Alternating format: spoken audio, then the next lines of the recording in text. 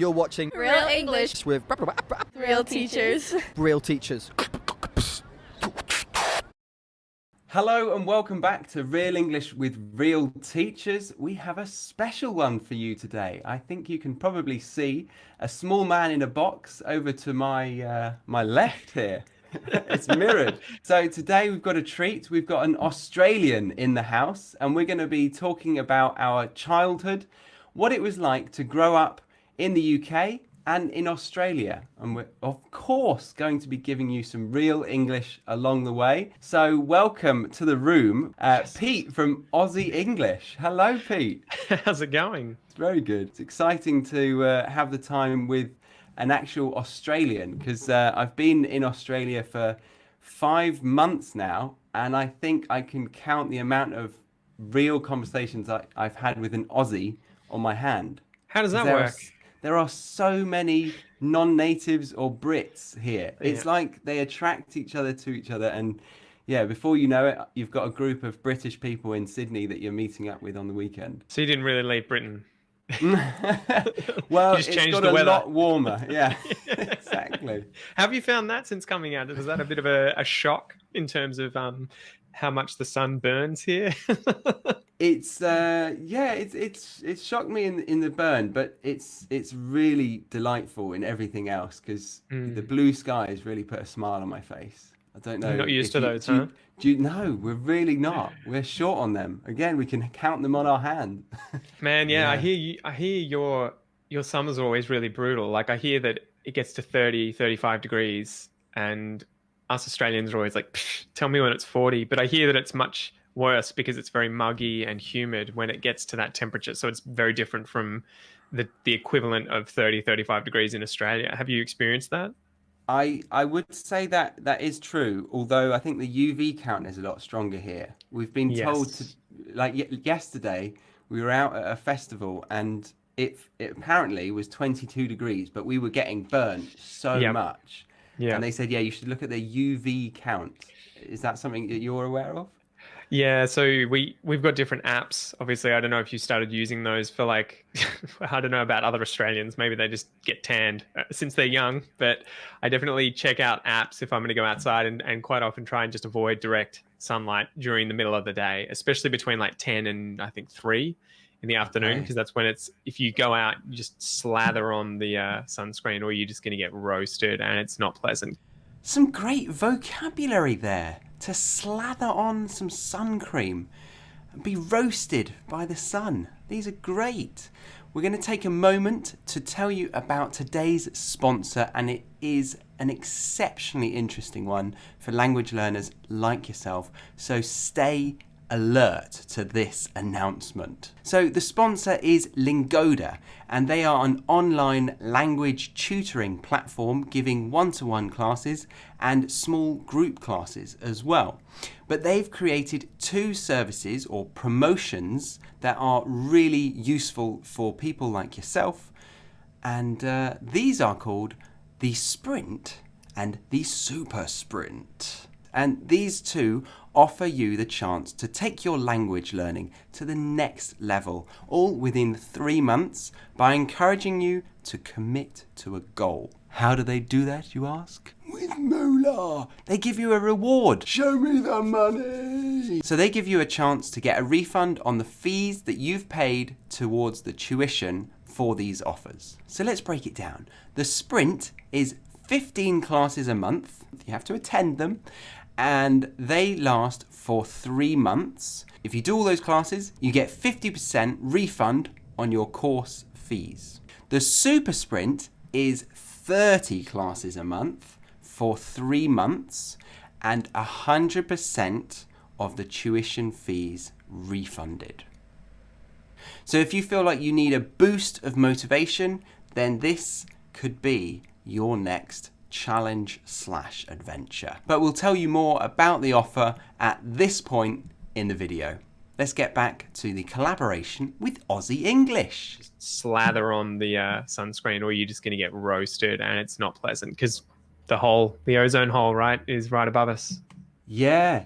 So we're not able to experience the equivalent in the UK for that reason. Like we don't have that hole above us. Yeah, I've heard that it just stings, right? You guys get here and you go outside on a 20-degree day and you think it's going to be pleasant, and it is temperature-wise, but then you realize that the light kind of stings after a few minutes and you can feel a different kind of, I Yeah, don't know, that's it. heat, right, from the Yeah. UV. So, with the fact that you have a completely different experience to the weather now, did that change things when you were growing up? Were you like taught a lot about how to cope with the weather in Australia? Massively. So when I was going to primary school, I remember they brought in a no hat, no play scheme, which is where you had to wear a wide brimmed hat. So there wasn't even you could wear a cap or something. You had to have this wide brimmed green hat that went right the way around your head. And if you didn't have it, Fashionable. you had to stay inside. Yeah. Well, and that was the annoying thing, was that all of us were like, oh, this thing is so lame. No one wants to wear it. It's not cool. You can't put it on backwards because it looks the same backwards.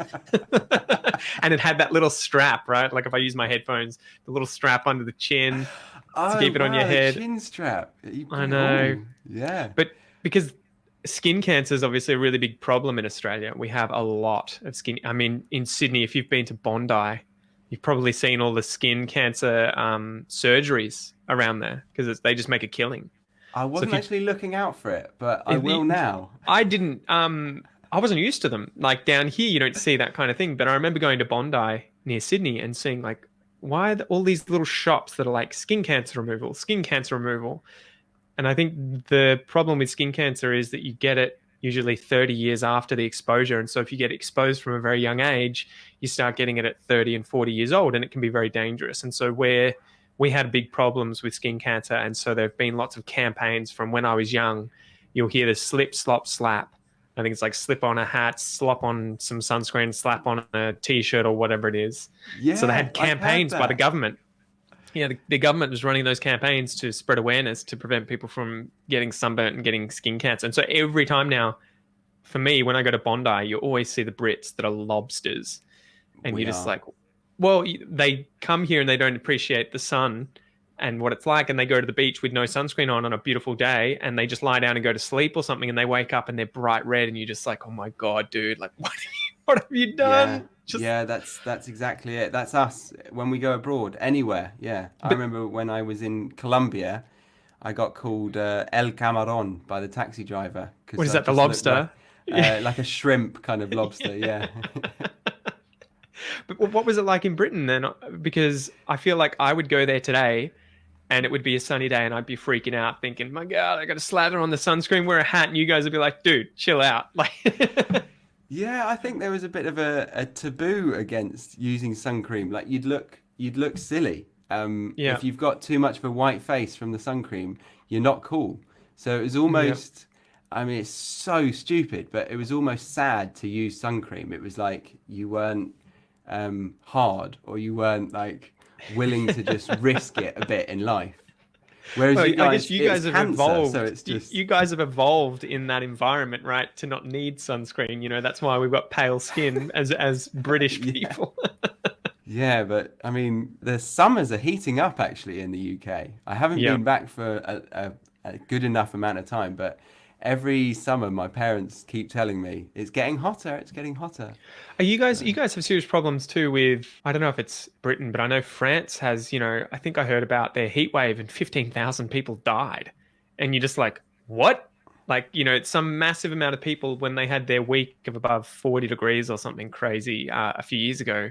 It caused a lot of people, especially elderly people, to overheat because they didn't have proper air conditioning because it's France and you don't often yeah, need that, right? yeah, And so it'd be the equivalent of like suddenly it was negative 30 degrees or something here, right. and we just have no heating.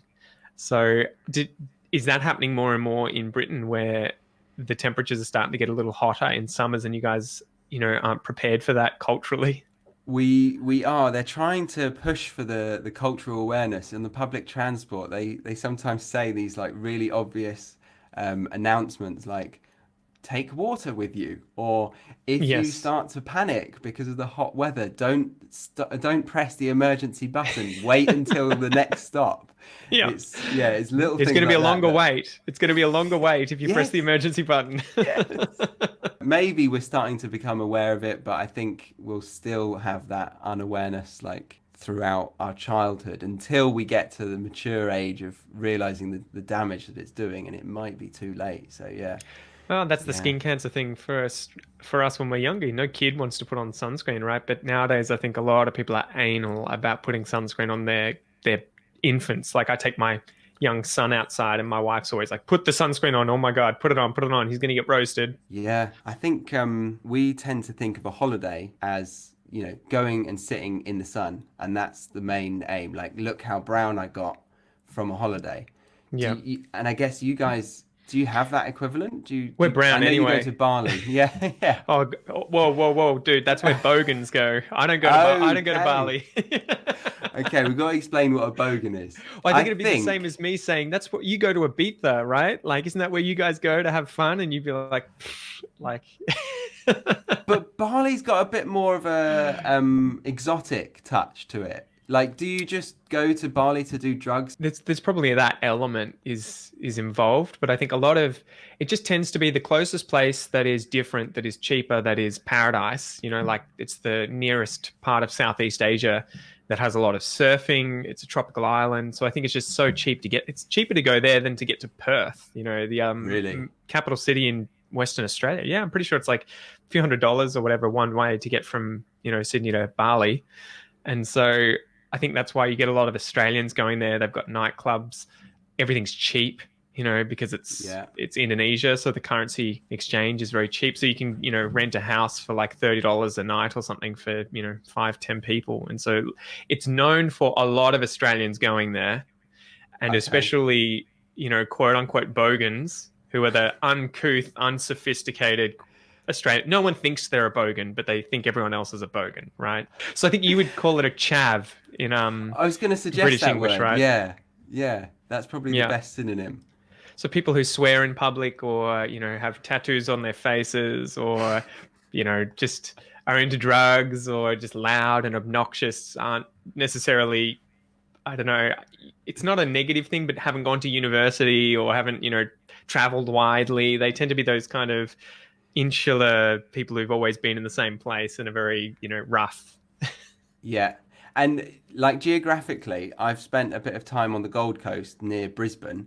And does that mean like the Bogans, where are they predominantly living?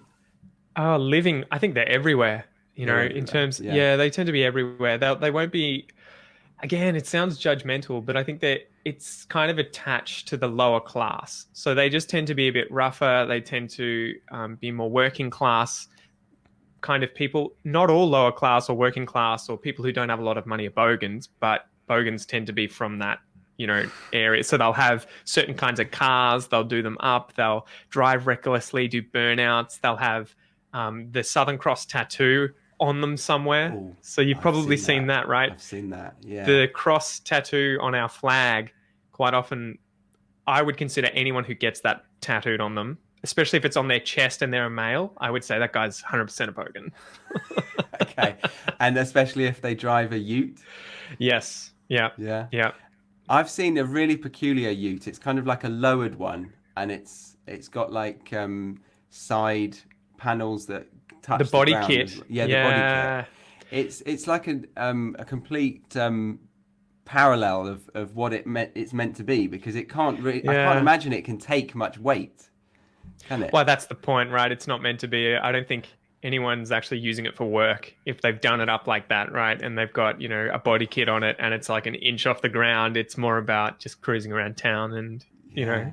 looking cool. Yeah, yeah. My brother-in-law is an Australian, and he loves that kind of stuff, and we're just so confused. Well, I think it's, you have those people who get into those sort of hobbies and crowds that it just, yeah, I don't know. There's a guy at the moment who lives across the road and he has this miniature race car that he gets into and he's always doing it up and revving it and Right. and I would consider that a bit of a bogan activity, Okay. And so just being a Yeah. metal, like a rev head and being really into that sort of, I don't know, the overly manly kind of stuff. And yeah, I don't know. Yeah. Yeah. Fair. Okay. So going back to like growing up in Australia? Was there a lot of talking about like fixing up cars and things like that as kids? You aspired to be mechanics, trying to do all Uh, this Fast one of and Furious stuff. my best friend became a mechanic. I think a lot of, and he's since changed because he realized that it's sort of a dead end job, at least for him. He kind of got to the top pretty quickly and then realized, well, unless I become a manager of a building or a, business or something, I'm not going to make much more money. So he had to Hmm. sort of change jobs. But I think it's in Australia, I don't know what it's like in Britain, but here a lot of kids will make that decision around year 10 when they're about 16 years old to leave school instead of finishing and go into a trade.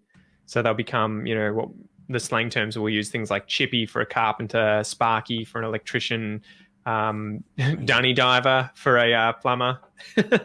Wow, that's imaginative. Dunny Yeah, there's a lot of diver, those. dunny for toilet. Yeah. Exactly, exactly. And then what's the other one? I'm forgetting. There's another bricky. That's one as well. Bricklayer Bricky, yeah, bricklayer, and a yeah. mechanic. So a lot of my friends ended up leaving school. They were like, you know what, study's not for me. I'd much prefer going down the road of working on a trade and getting money, sooner rather than later, which was a smart choice for a lot of them. They ended up with houses and cars within a few years of leaving school. Meanwhile, we Well, were, at university and everything, right? that seems to be a difference here. Like a lot of the tradies do get paid a lot better than the Yeah. UK equivalent, and there's loads of work. Like I've started to see some really strange things for a Brit. In the roadworks, there Hmm. seems to be a lot of attractive women holding these slow stop signs. I don't know what's with that. That's changed recently. I think Is it? there's probably been a push for there to be more women doing these jobs, or at least for there to be less men doing jobs on the side of the road that women can be doing. So I think there's been a very big push to get more women into those jobs, like, or at least women who want to work in that area Yeah. can lock those jobs down and probably stick in them easier than trying to become, a physical laborer. So that I never saw that growing up.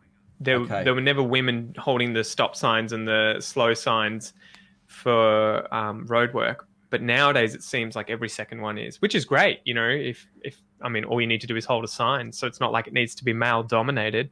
But No. it definitely changed since when I was young. Yeah, I heard on the radio that they're doing it because they believe they've even run tests to say that it reduces road rage. That could be a reason too, right? Like the guys are too busy staring at the lollipop lady, I guess we would call them, or something, the sign holder, than actually raging up at the guy, like, "Come on, man, let me through! What the hell?" Yeah. Yeah. All right, so we're going to leave the conversation there. But if you wanted to continue the conversation with us, we're going to go over to Pete's website where you'll be able to find the part 2 of this conversation, where we go deeper into the cultural differences of Brits and Australians. So the link is below. So I wanted to remind you of the phrases that came up. There were a lot. Did you appreciate that? There was a lot of language in today's video. And because there was so much content for you, I created an online flashcard pack for you to download and revise on your phone or even on your computer. And it's through the website or app called Quizlet. And again, the link is in the description box below. And you can see here that you can revise all of the phrases. I counted 35. The last 3 were like road rage, lock something down, and push for something. Great phrases. Great daily English. So yes, make sure that you utilize that to help revise these phrases. But it doesn't stop there, unfortunately. With language acquisition, you want to practice speaking it, which is where the Lingoda Sprint and Super Sprint come into play. I've had at least 20 lessons, I'd say, with them, and I love it. I feel really comfortable with the group dynamic, particularly because you get to experience the content of the class before it goes ahead. You can revise as much as you want and be ready to meet strangers and, speak the language in front of them. And another bonus is that Lingoda offer real certifications for the levels that you achieve within their platform. And what's more is these classes are available 24/7, and they are going between January and April. So a perfect New Year's resolution. Sign up before the 19th of December to secure your place. The sign up is €49, but with our description box link, or this one that you can see here, it will give you €10 off of that price. Like everything in life, make sure that you read the full details before you agree to something, but it's a pretty amazing offer, and it astounds me that language learning is so accessible in our day and age. So I really recommend that you take full advantage of it and, take your language learning to the next level. So here's to a new you in the new year. That's all from me. Hope you enjoyed the video. Like it if you did. Maybe dislike it if you didn't, but I'd prefer a comment to explain why. Comment on what you thought of Pete, Aussie English. What did you think of him? I liked him. Tell me your thoughts. See you again soon on Real English with Real Teachers. And don't forget to follow us on Instagram to get more day-to-day posts and stories helping you learn English in more dynamic and interactive ways.